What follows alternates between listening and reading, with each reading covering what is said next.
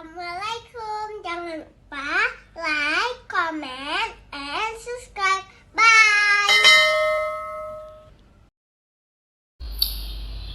Bismillahirrahmanirrahim.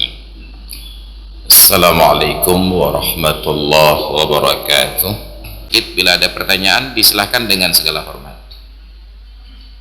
Ya, silakan. Waalaikumsalam.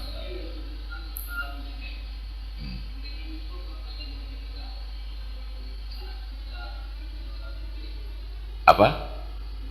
Mendehem.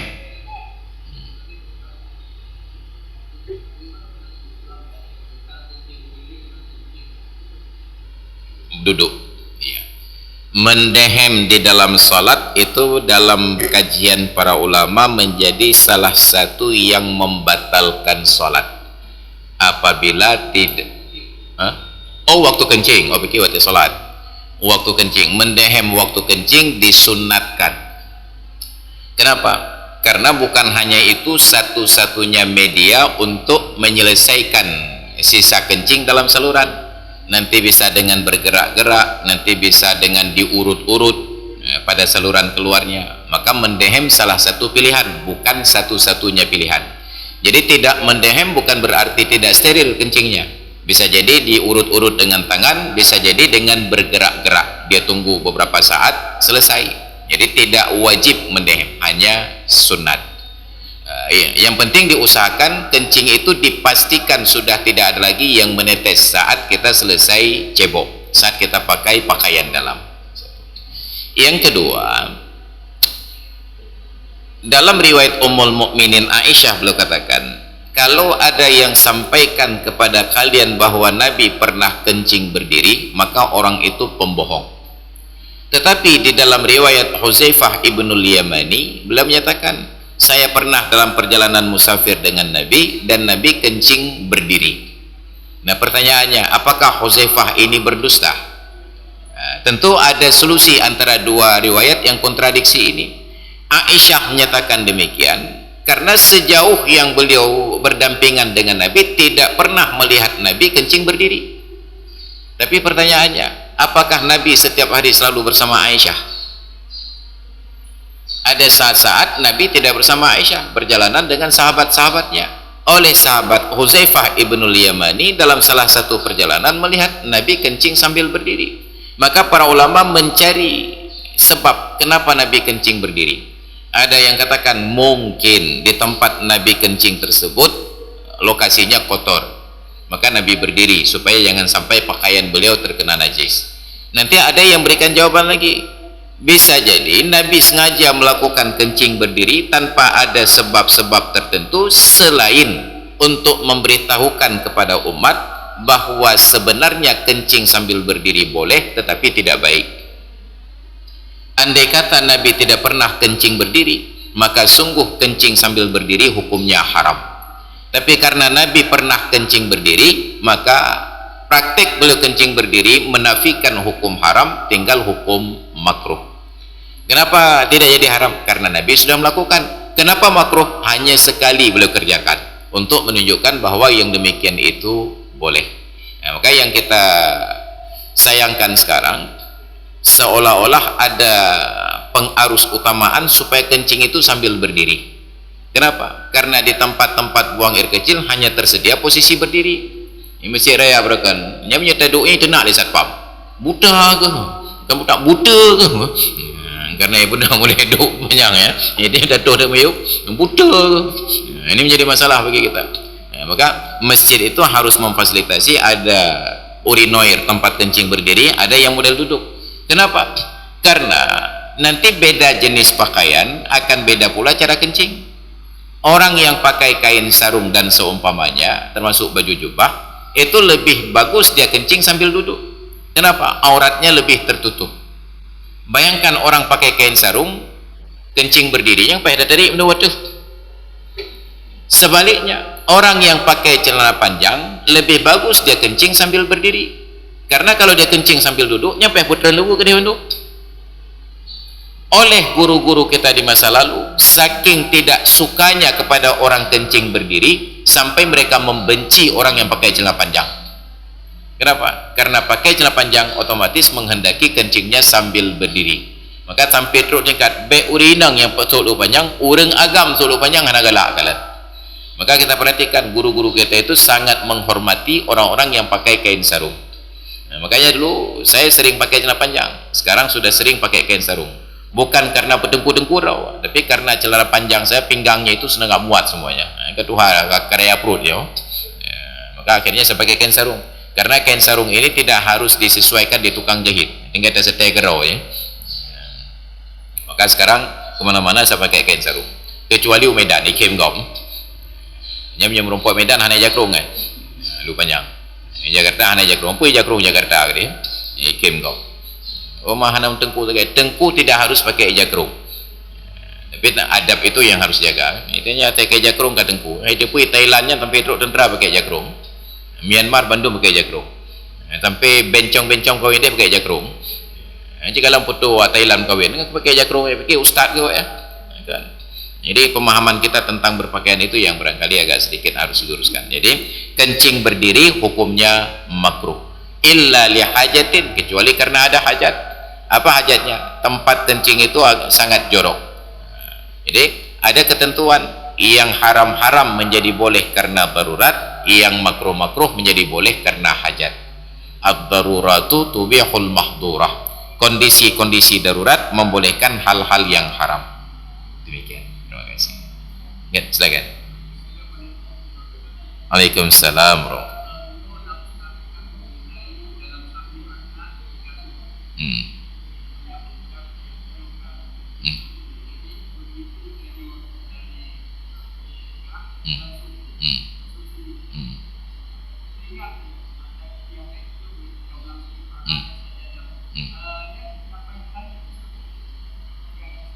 Iya, tidak disyaratkan niat karena setiap gerakan di dalam solat itu tunduk kepada niat solat.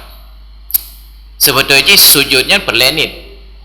Maka andai kata kita sujud di luar solat seperti sujud syukur atau sujud tilawah, itu disyaratkan niat.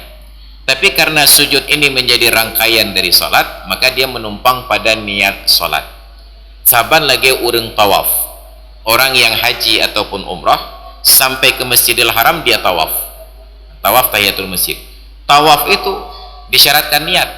Kenapa? Karena dia tawaf yang berdiri sendiri. Tetapi ketika tawaf menjadi rukun umrah ataupun rukun haji, maka tidak lagi disyaratkan niat ketika tawaf. Bahkan iwa ba'nit haji ataupun ba'nit umrah. Nah, maka orang yang sujud apabila dalam rangkaian salat tidak disyaratkan niat. Tapi bila sujudnya di luar salat, maka sujud itu perlu niat. Bila tidak ada niat, tidak sah sujud. Itu dalam mazhab Syafi'i. Beka sujud tilawah ataupun sujud syukur. Nyawa tengah ke sujud yang pun hana gedepu bahawa keningnya tutup. Wate ka geduk baru buka. Pegah le urang bab ini kanya ni hana semayang.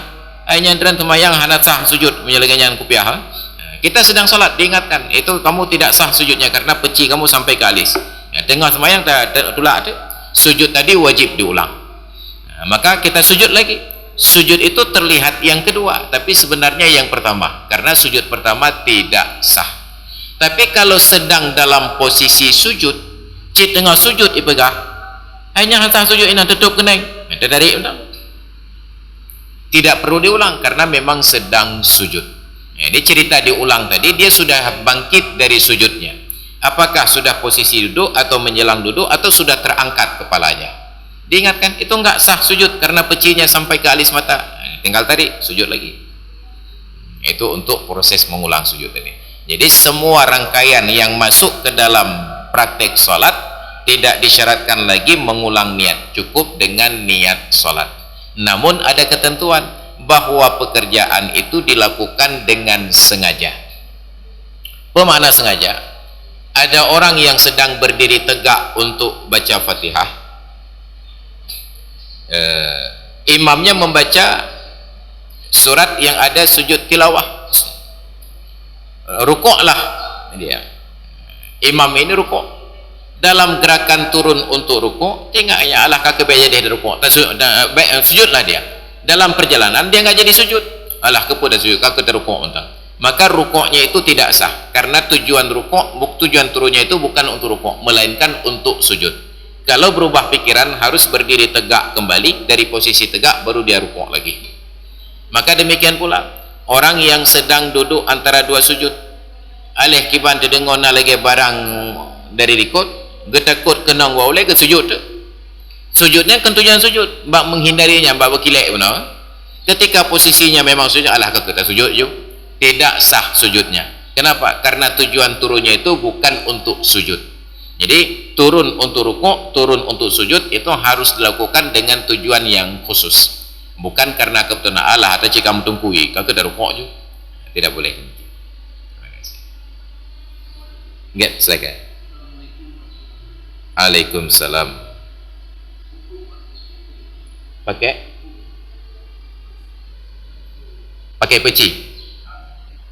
peci dalam solat. Pakai peci, bukan hanya peci, pakai penutup kepala di dalam solat itu menaikkan derajat fadilah solat 70 derajat lebih tinggi daripada solat tanpa penutup kepala. Itu bisa dibaca nanti di dalam kitab Jauharul Mauhub yang di tepi kitab Syarus Salikin. Yang kenapa binahnya? Yang bak jilid yang pertama ada merompoknya fadilah salat dengan menggunakan penutup kepala 70 derajat lebih tinggi daripada salat tanpa penutup kepala. Atai kata tak boleh, hana payah kupiah. Nanti kena yang pakai topi pet boleh. Tinggal balik saja tabingnya ulikut salat. Karena orang yang pakai penutup kepala itu lebih terhormat daripada yang tidak tertutup kepala. Maka rata-rata pelantikan para pejabat itu pakai penutup kepala. Presiden gelantik pakai kopiah, menteri gelantik pakai kopiah, gubernur, bupati, wali kota, truk bageci gelantik pakai kopiah kan? Raja dilantik dipakaikan penutup kepala, disebut mahkota. Itu tanda kehormatan. So yang gelantik anak pakai penutup kepala, yang anak terhormat. So boleh jurung. Yang menangkap rapat lah ngapung kakeran juga jurung lantik je, dia macam kopiah halih kan. Tapi punya kecil, yang punya anak keseon kopiah halih dia lantik. Tetap harus ada peci. Kenapa? Karena tanda seorang terhormat dia pakai penutup kepala. Menyebau rinang ipuduk mahkota dia boleh aja. Maka penutup kepala itu lambang kehormatan seseorang. Tentera dan polisi, tanda resmi mereka diterima sebagai anggota polisi dan tentera, mereka dipakaikan baret, dipakaikan penutup kepala. Itu menjadi kehormatan. Maka itu bahagian dari syariat Islam.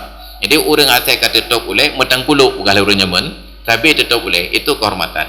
Sedemikian terhormatnya sampai masuk ke kakus pun disunatkan tertutup kepala. Idenya dia tutup dah kebah kopiah luar kan. Nya tamong WC sunat tutup kepala dan sunat pakai alas kaki. Dan tamong WC dia tulisan alas kaki harap dilepaskan. Memang hanya sunnah melimong dia. Jadi seharusnya masuk kakus itu tetap pakai alas kaki, masuk kakus tetap pakai penutup kepala. Jadi lebih raya fadilah dan semayang pakai tutup boleh. Menyokahana alih pelain, dan cok ijah terlilit boleh. Tutup. Ataupun terban, tutup boleh. Tertutup kepala lebih utama daripada tidak tertutup kepala. Okay.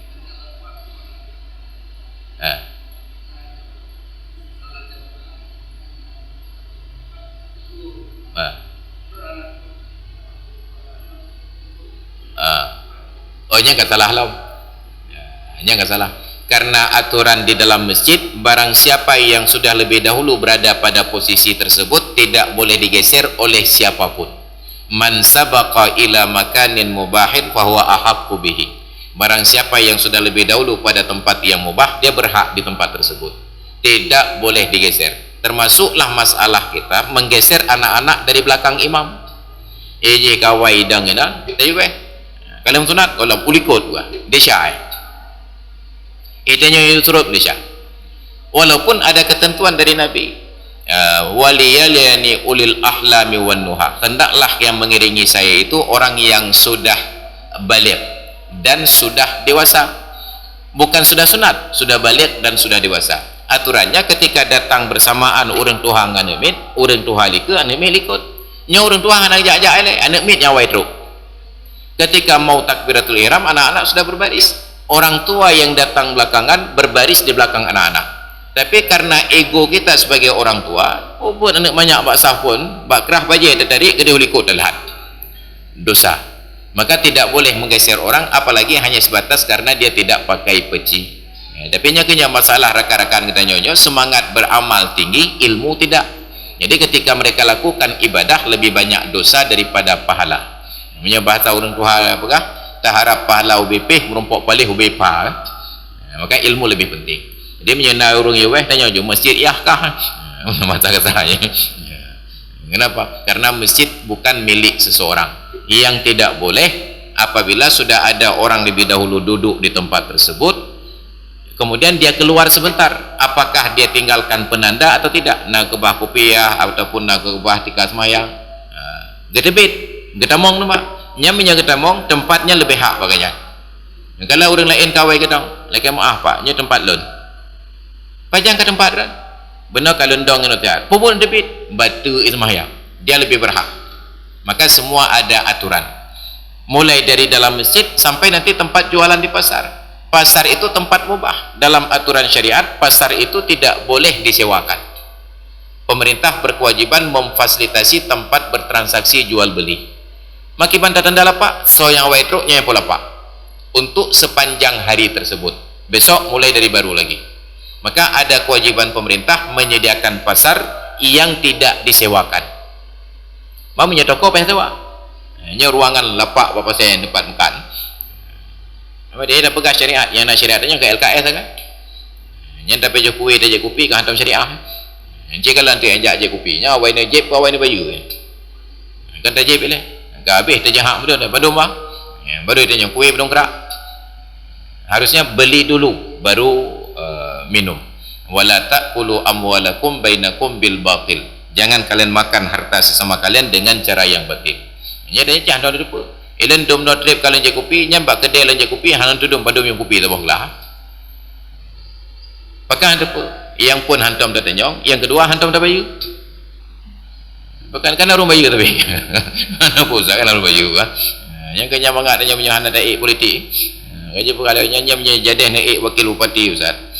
Barakan ho ni je kopi na orang bayu. Nyamnya naik wakil bupati, barang gapat ni je kopi pai haram bayu bandung.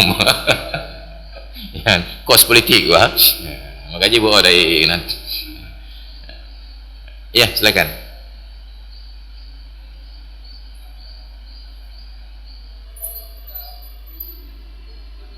Graham dalam salat. Imam Graham yang mengerti tentang kondisi yang bersangkutan. Jadi ketentuan umumnya, salah satu yang membatalkan salat adalah bertutur dengan dua huruf atau satu huruf yang memberikan arti. Bahasa Arab itu kan singkat-singkat. Ra, lihatlah. Qi, jagalah umpamanya. Ai, jagalah. Jadi tengah semayang tiba-tiba bertutur dua huruf yang bukan bacaan salat, batal salat. Mau buat dia Graham pada dua huruf itu. Alif, hamzah, hamzah, ha, mim. Maka kalau dia lakukan itu tanpa uzur, batal salat. Apa uzurnya? Yang disepakati oleh para ulama, apabila dia tidak mendehem, maka tidak bisa membaca rukun qauli. Fatihah punya hana Graham, hana glahli. Maka jed Graham. Adapun pada selain Fatihah itu terjadi perbedaan pendapat. Nah, maka ketika sedang solat, imam ke Graham tu, untuk imam dia harus melakukan itu sesuai ilmu. Dia menyahana leng Graham ke hana ke khusyuk. Okey Graham. Untuk kita makmum berbaik sangka. Yang katenten ke imam ke Graham karena hajat. Jadi kita tidak diarahkan untuk berburuk sangka. Oh hajat gerakan ke imam saya Graham. Yang melakukannya itu yang harus menyesuaikan dengan ilmu. Adapun orang yang lain, mereka diajarkan untuk berbaik sangka apabila ada indikasi untuk berbaik sangka. Tapi bila tidak ada indikasi untuk berbaik sangka, maka harus ditegur. Oleh hanarap atin punya cibatu. Kalau begitu untuk yang bersangkutan dia niat farah, tidak lagi ikut imam, dia selesaikan salat sesuai dengan aturannya sendiri. Nya menyoi imam ke Graham. Nya ke imam Graham biasa makmum Graham. Karena panjang hak baca ayat belah pakai nya kaji wo juga. Kenapa batal salat? Nah, tapi orang yang salat berinisiatif sendiri untuk mendehem, itu harus ada pertimbangan. Apakah sudah darurat atau minimal? Apakah sudah berhajat? Bila tidak berhajat dia mendehem, maka batal salatnya. Karena sudah ada 3 huruf yang dia ucapkan yang bukan bahagian dari zikir. Demikian. Terima kasih. Baik hadirin sekalian yang dirahmati Allah, demikian kajian kita di pagi ini. Mudah-mudahan jadi ilmu yang bermanfaat. Wallahu a'lam bissawab wa ilaihil marja'un wal ma'ab. Hadanallahu yakum ajma'in. Assalamualaikum warahmatullahi wabarakatuh. Terima kasih.